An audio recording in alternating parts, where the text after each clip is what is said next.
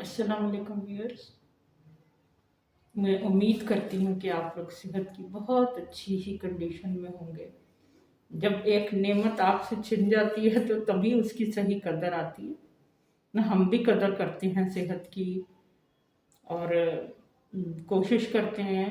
मैं बहुत शुक्रगुजार हूँ अल्लाह ताला की कि उसने मुझे बहुत अच्छी सेहत अता की है। मैं खुद भी बहुत केयर करती हूँ और उसका एहसान भी है, लेकिन ये एक थोड़ा सा क्रॉनिक मसला मेरा टीथ का है। मेरी बेटी ने भी इंग्लैंड में जब अपने डेंटिस्ट के पास जाके और अपना पूछा तो उन्होंने कहा कि ये आपकी जेनेटिकल है। तो मैंने उससे कहा भाई मैं इसमें तो कुछ नहीं कर सकती। जो अच्छी चीज़ें आपको जेनेटिकली मिली हैं आप उसके लिए शुक्रगुजार होइए, और जो आपको नहीं मिली हैं उनके लिए आप तो कोई बात नहीं, आप उनको कोशिश कीजिए उस केयर करने की, और कैल्शियम और अपना विटामिन डी जो है उसको रेगुलरली लीजिए ताकि ये प्रॉब्लम्स जो हैं वो आपको नहीं। तो अल्हम्दुलिल्लाह हम अपना नया एक टॉपिक स्टार्ट कर रहे हैं। ये एयर फ्रायर का टॉपिक है। ज़ाहिर है रमज़ान से रिलेटेड हमें बहुत सी क्वेरीज होती हैं। तो मेरा भतीजे आए हुए थे इस्लामाबाद से, फैसल, तो वो मुझे कहने लगे कि मेरे पास एयर फ्रायर है, तो आप ना मुझे कुछ रेसिपीज बताइए एयर फ्रायर की। तो आप लोगों के भी बहुत से घरों में एयर फ्रायर्स हैं और बहुत से लोग जो हैं वो सोच भी रहे होंगे कि एयर फ्रायर जो है वो इसको ट्राई किया जाए, यूज़ किया जाए। इट इज़ वेरी यूज़फुल, बहुत यूज़फुल है। माइक्रोवेव का एक अपना आप समझे मकाम है, और इसका एक अपना मुकाम है। ख़ास तौर पे फ्राई करने की चीज़ें इसमें बहुत ही अच्छी और बहुत ही मज़े से बन जाती हैं। तो रेसिपीज़ तो हम इंशाल्लाह मैं आपको बताऊंगी जितनी भी मुझको आती हैं। मैं कोशिश करूंगी कि उनमें से बहुत सारी आपके साथ शेयर करूं। लेकिन आज मैं आपको एयर फ्रायर के बारे में बताना चाह रही हूँ। ये कैसे वर्क करता है, इसको किस तरह से नीट की जा सकता है, इसकी क्लीनिंग के क्या टिप्स होती हैं, इसको यूज़ करने के क्या टिप्स हो सकती हैं। बस समझिए कि एक डूज एंड डू नॉट्स की लिस्ट जो है वो मैंने लिस्ट आउट किया। तो मैंने सोचा कि अगर आप एक प्लान कर रहे हैं कि एक अच्छा सा एयर फ्रायर लिया जाए, तो आप जो है आपको पता होना चाहिए कि एक एयर फ्रायर में क्या चीज़ें जो है वो आपको जाननी चाहिए। अगर आपको लगे कि ये चीज़ें अच्छी हैं तो आप इसको ज़रूर इसको ख़रीदिए, इन्वेस्ट कीजिए इसमें। ज़ाहिर है एक बड़ी इन्वेस्टमेंट है ये, लेकिन एक ही बहुत ही यूज़फुल थिंग है। जिस तरह से माइक्रोवेव इंट्रोड्यूस हुआ था और बहुत सी उसके बारे में मिसकंसेप्शंस थे, इसी तरह जब एयर फ्रायर इंट्रोड्यूस हुआ था इसके बारे में बहुत मिसकंसेप्शन थे कि ये विदाउट ऑयल नहीं हो सकता जनाब, मिनिमम ऑयल। वैसे ये ठीक है कि ये विदाउट ऑयल भी यूज़ कर सकते हैं, लेकिन मिनिमम ऑयल के साथ भी हम इसे, मैं अभी आपको बताऊंगी हम इसे कैसे यूटिलाइज करेंगे। और साथ साथ मैं आपको ये भी बताऊंगी कि इसमें कैलोरीज डिस्ट्रॉय नहीं होती। यानी जिस तरह से हम एक सोचते हैं कि एक चीज़ के जो फ़ायदे हैं या जो चीज़ें आपको फ़ायदा पहुंचाती हैं किसी चीज़ की, ये शायद हाई प्रोसेसिंग के हाई हीट पे प्रोसेस करने से वो डिस्ट्रॉय हो जाती है। तो ऐसा कुछ भी नहीं। तो मैं अपना एक एयर फ्रायर आपसे इंट्रोड्यूस भी करवाती हूँ। इसके डूज और डू नॉट्स जो हैं उनको भी हम डिस्कस करते हैं। तो आज हम पहले देखते हैं कि मेरा एयर फ्रायर कैसा है, इसके कितने पार्ट्स होते हैं, कैसे वर्क करता है, इसकी क्लीनिंग के लिए क्या चीज़ें हैं और कौन सी चीज़ें इसमें हम यूज़ कर सकते हैं और बना सकते हैं। तो आए फटाफट हम देखते हैं।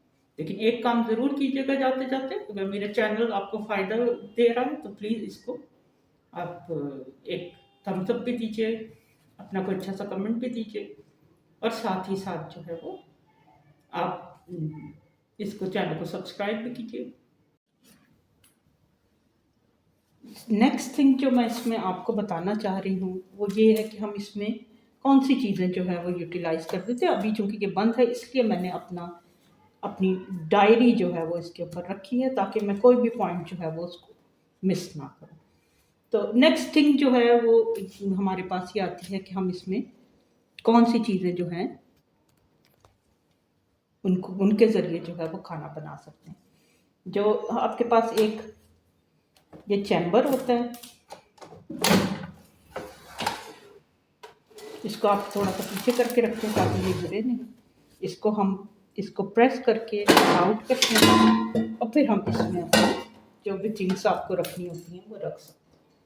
अच्छा, इसमें बेस्ट थिंग ये होती है कि अगर आपके पास एल्युमिनियम फॉयल है, यानी आपको एल्युमिनियम फॉयल भी लेना पड़ेगी अगर आप इसको यूटिलाइज करते हैं।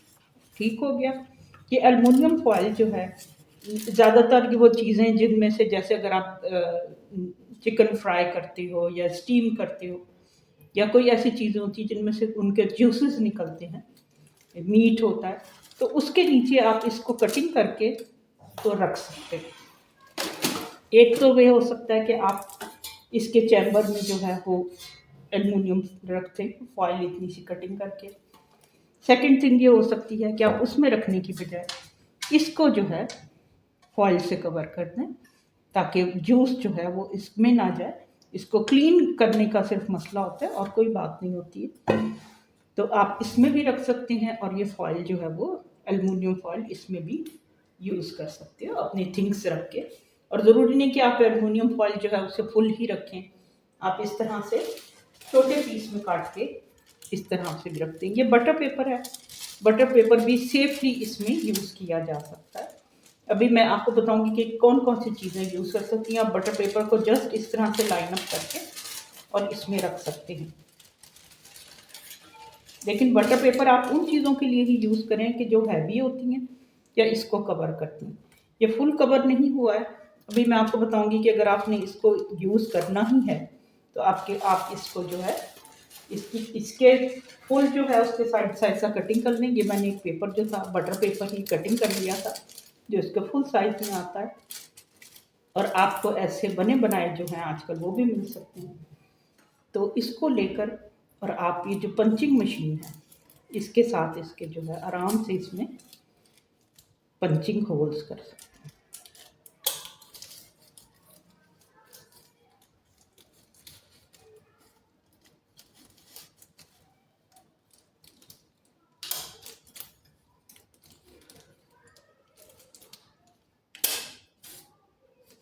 मेरी पंचिंग मशीन अभी काम नहीं कर सकती, लेकिन आप इसमें होल्ड कर सकते हैं। नहीं तो आप इसको सीजर्स से जो है वो भी आराम से जो है इसको कटिंग कर सकते हैं। सीजर्स के साथ इसमें छोटे छोटे से होल्स बना सकते हैं।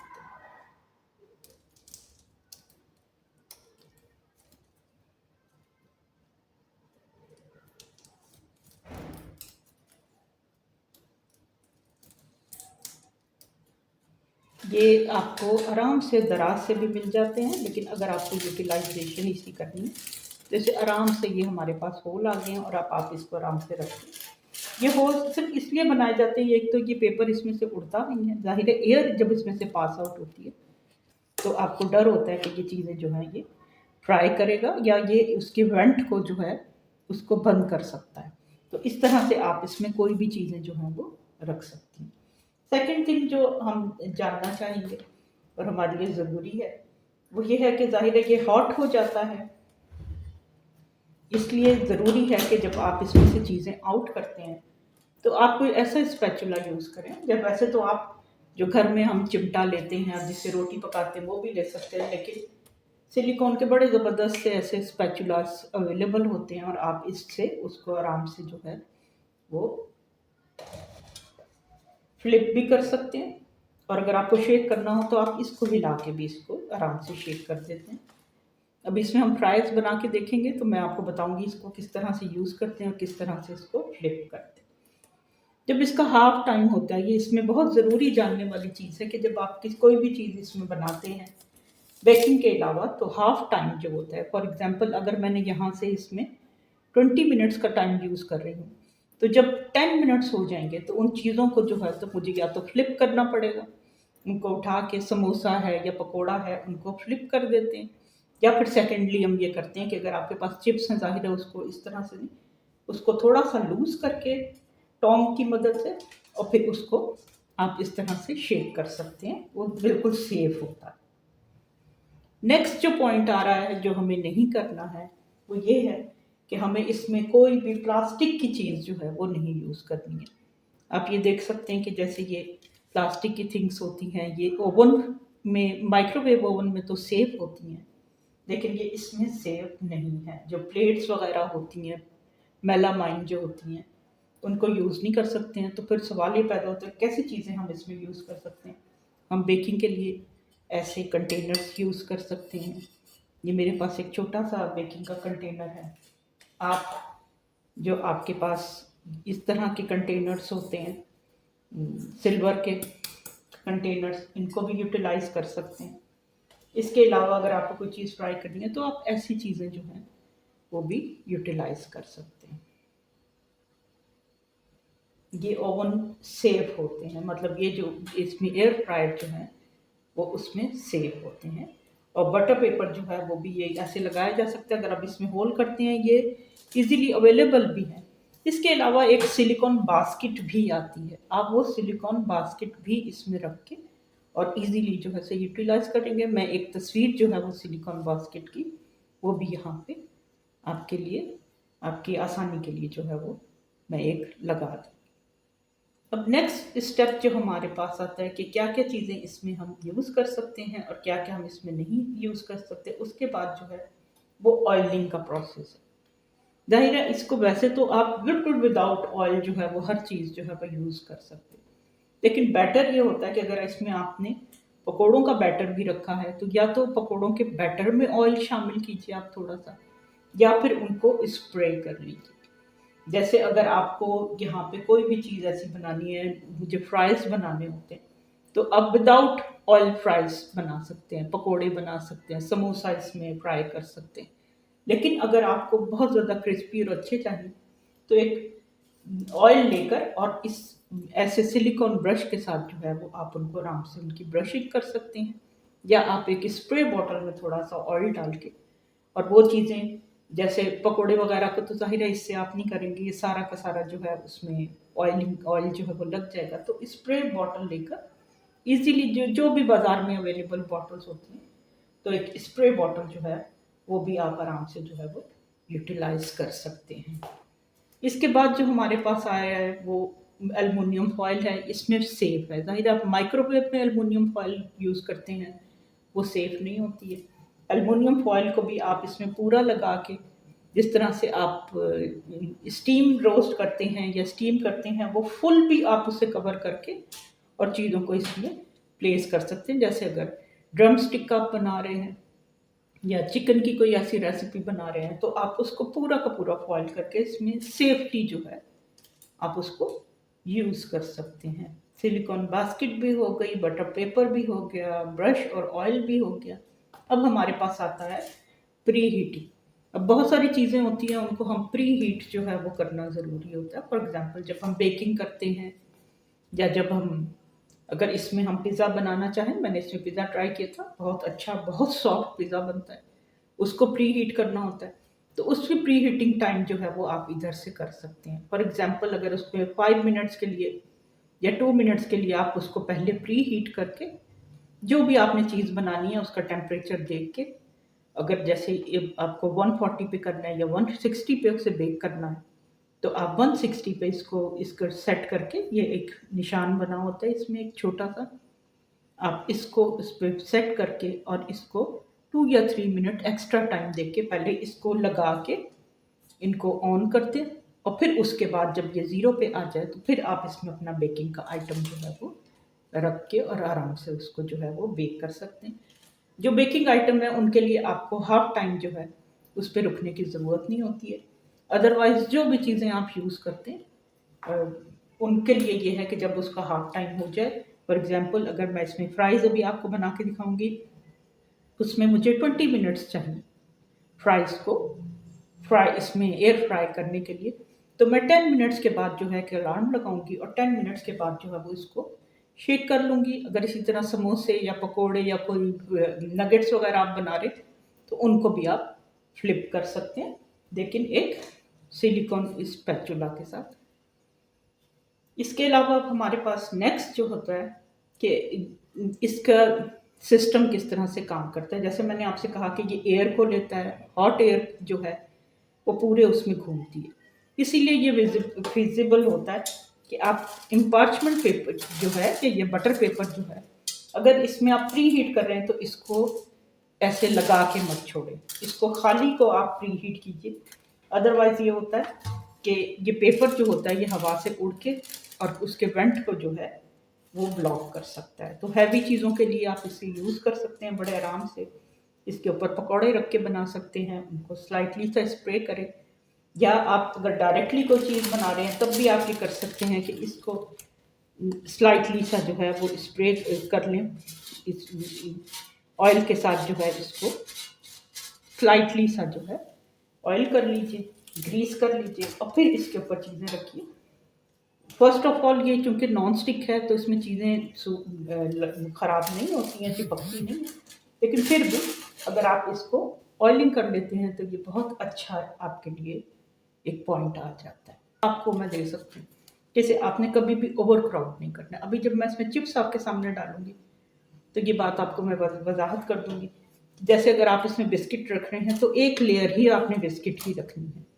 अगर आप इसमें कोई चिकन वगैरह बना रहे हैं तो आपने इसी तरह रखना है कि वो एक ही लेयर बने। हाँ, चिप्स वगैरह जो होते हैं या पॉपकॉर्न वगैरह होते हैं वो ज़ाहिर है ज़्यादा होते हैं, तो उसको आप उसकी, चूँकि वो लाइट होते हैं और वो पॉप अप भी हो जाते हैं, इसलिए आप इसको ज़्यादा यूज़ कर सकते हैं, लेकिन इतने ज़्यादा नहीं होने चाहिए कि वो ऊपर तक हो और उसमें एयर जो है उसको मूव करने का टाइम ना मिले। तो जो भी आप इसमें स्पून वगैरह यूज़ करेंगे, जो भी उसको फ्लिप करने के लिए, वो सिलिकॉन ही का होना चाहिए। नेक्स्ट हमारे पास होता है कि जब आप इसमें कौन कौन सी चीज़ें जो हैं वो उसको बना सकते हैं। ज़ाहिर है आपका जो बैटरी थिंग्स हैं, जैसे केक वगैरह होता है उसका बैटर होता है, वो चूँकि किसी बाउल में या किसी उसमें यूज़ हो सकता है तो वो आप सेफली यूज़ कर सकते हैं। जो बिस्किट वगैरह बनाने होते हैं उसका ज़ाहिर है मटीरियल या उसका बैटर जो होता है वो बहुत रनी नहीं होता है, तो उसको आप पार्चमेंट पेपर के बाद या बटर पेपर के ऊपर रख के भी बना सकते हैं। इसी तरह पिज़्ज़ा होता है, उसको भी आप इसके ऊपर जो है वो उसकी डो जो है उसको भी रख के आराम से बना सकते हैं, या फिर आप उसकी जो बास्केट अवेलेबल है मार्केट में आप वो लेके भी बना सकते हैं। लेकिन इसमें रनी थिंग्स जो हैं उसको बनाना जो है वो फीजिबल नहीं है, क्योंकि इसमें आपके पास सुराख होते हैं और अगर केक का बैटर जो है वो रनी होगा तो वो इसमें से सारा जो है वो ड्रिप ऑफ हो जाएगा।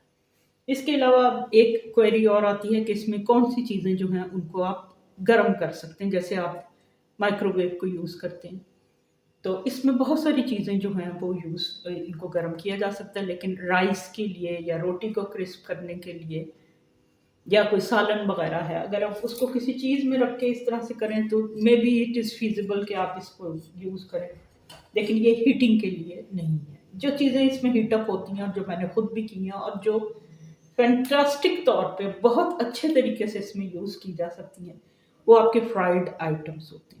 जैसे आपने कबाब किसी के लिए बना के रखे हैं, आपके सीख कबाब हैं, आपके गोला कबाब हैं, या आपका टिक्का है, या इसी तरह से कोई आपने चिकन टिक्का बनाया हुआ है, या आपकी फ्राइड थिंग्स होती हैं, उनको जब आप इसमें, आपके पकोड़े हैं, आपके समोसे हैं, उनको आप बहुत शॉर्ट टाइम देके 2 या 3 मिनट्स देकर और इसमें बड़े सेफली और बहुत उनकी क्रिस्पीनेस जो है वो ख़राब नहीं होती है और वो बहुत अच्छे हो जाते हैं। लेकिन राइस के लिए या अपने सालन के लिए या रोटी के लिए आप इसको इतने अच्छे से यूटिलाइज नहीं कर सकते।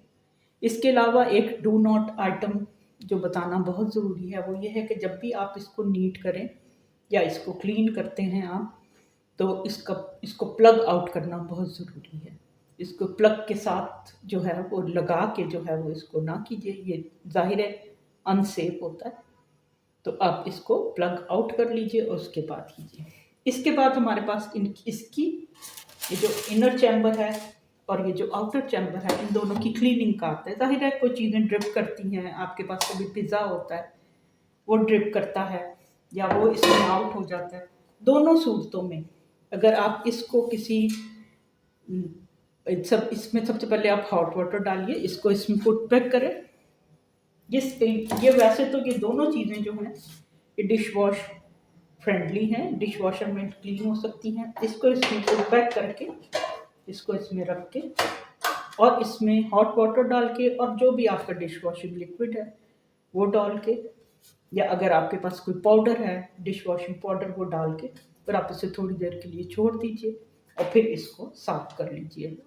अदरवाइज तो आप इसको, अगर आपने कोई पेपर वगैरह रखा है, ये आउट करेंगे तो वो सिर्फ नीचे से ऑयली होगा। आप उसको पहले से, जो भी आपके पेपर टॉवल है, आप उससे इसको पहले नीट और क्लीन कीजिए, और उसके बाद जो है वो इसको थोड़ी देर के लिए डिप कर दीजिए, और ये खुद ब खुद जो है वो लगे हुए जो भी उन पे चीज़ें अगर कोई लग गई है या कुछ भी इस पे गिरा हुआ है या कोई ग्रीस है, वो उसको आउट कर देता है। अगर आपको फिर भी ग्रीसी अगर ये लगे तो आप थोड़ा सा विनीगर यूज़ करके टॉवल के साथ जो है वो इसको क्लीन आउट कर सकते हैं। आई होप सो कि ये सब चीज़ें जो हैं वो आपको समझ आ गई होंगी। अब इसमें जो है वो हम अपने फ्राइज़ और कुछ और चीज़ें जो हैं वो मैं इसमें आपको बना के दिखाती हूँ। तो मैं इसको अटैच करती हूँ वहाँ से, और इसमें चीज़ें रख के, और फिर मैं बताऊँगी आपको ये किस तरह से सिंपल वर्क कर सकता है। Welcome back viewers. मैंने इसमें ये आज पकौड़े ट्राई करते हैं हम। ये वही बैटर है जो हमने पकौड़ा मिक्स बनाया हुआ था। इसमें मैंने आलू, प्याज और कैबेज जो है इसके बैटर को शामिल करके, और हम इसे पकौड़े बनाएंगे। और ये एयर फ्राइज़ में बनाने के लिए फ्राइज़ हैं। ये मेरे रेडीमेड फ्राइज़ हैं, इनको भी हम एक साइड में डालेंगे, और अपने ये 2-3 पकौड़े जो हैं वो इसमें डालने से पहले जो है मैं अब इनको ऑयल करके स्लाइटली सा नीचे ब्रश कर दूँगी।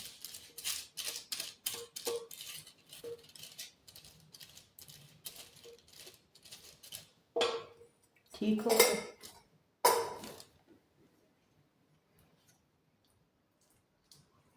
आप चाहें तो ये इसके जो बैटर है इसमें भी ऑयल जो है उसको शामिल कर सकते हैं। जो भी चीज़ आप बनाएं उसकी एक लेयर जो है वो आप बहुत मोटी सी नहीं बनाएंगे। मैंने देखिए इसे इतना सा, जो जैसे आपका एक पकौड़ा होता है, मैंने उसके बराबर जो है वो रखा है। ये मैं अभी आपको डालने के बाद जो है वो दिखा दूँगी मैं आपको। ये तकरीबन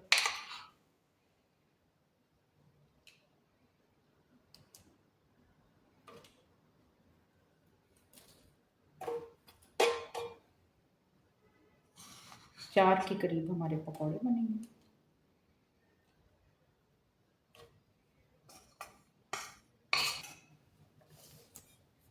ये आप देख सकते हैं कि मैंने ये 4 पकौड़े रखे हैं, और ये इस साइड पे हमारे फ्राइज़ हैं। अब इसको इसका चैम्बर खोल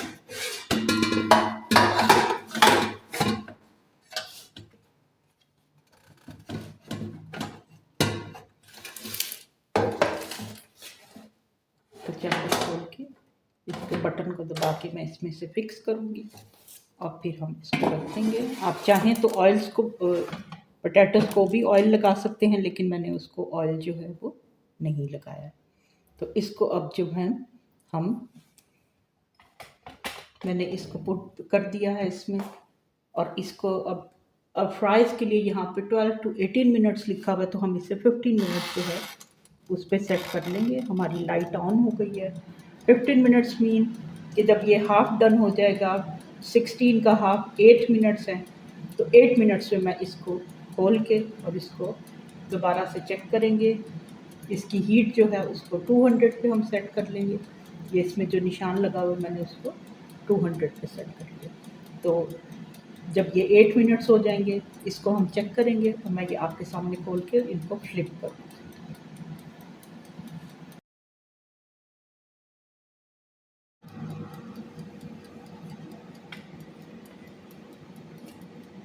वेलकम बैक व्यूअर। आप देख सकते हैं कि इसमें टाइम जो है 8 मिनट्स हो चुका है। हमने इसको ओपन कर लेना है। ओपन करते ही ये ऑफ हो जाएगा, और हम अपनी जो चीज़ें हैं उनको फ्लिप कर लेंगे। वो प्लास्टिक का था मेरा इसका ये, इसलिए मैंने इनको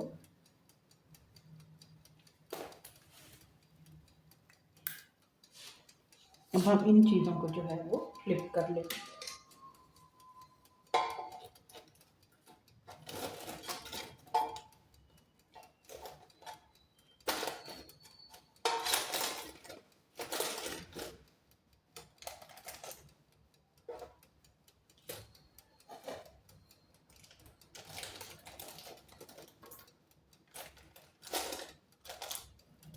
अभी मैंने फ्लिप कर लिया है।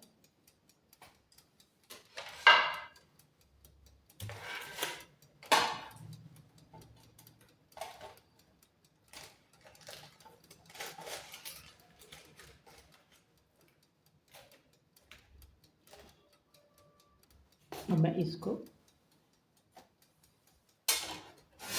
वापस इसमें रख के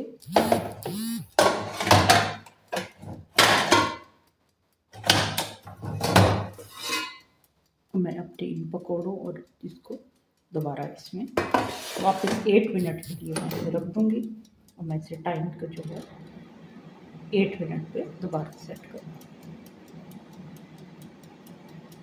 मैंने इसको 8 मिनट पे दोबारा सेट कर दिया।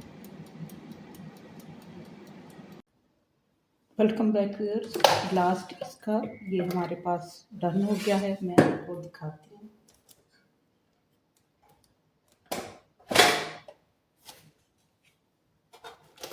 तो हमारे फ्राइज जो है वो भी डन हो चुके हैं और ये जो हमारे पकोड़े थे ये भी डन हो चुके हैं। ये पार्चमेंट पेपर लगाने का यही फ़ायदा होता है कि जो भी एक्स्ट्रा ऑयल अगर इसमें कुछ था भी तो ये इसे सोख लेता है। और मैं ये इसको आपको अभी इसमें डाल के दिखाती हूँ।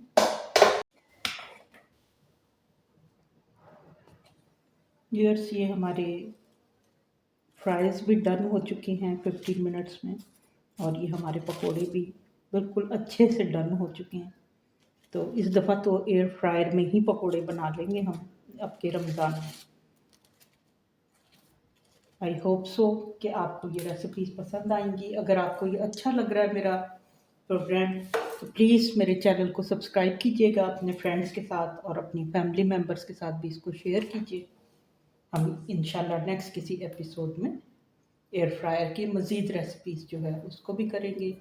और फैसल जो मेरा भतीजा है उसके लिए भी ये एक मैसेज कि बेटा इंशाल्लाह और रेसिपीज़ जो है वो भी हम बनाएंगे। टिल द नेक्स्ट रेसिपी, अल्लाह हाफिज़।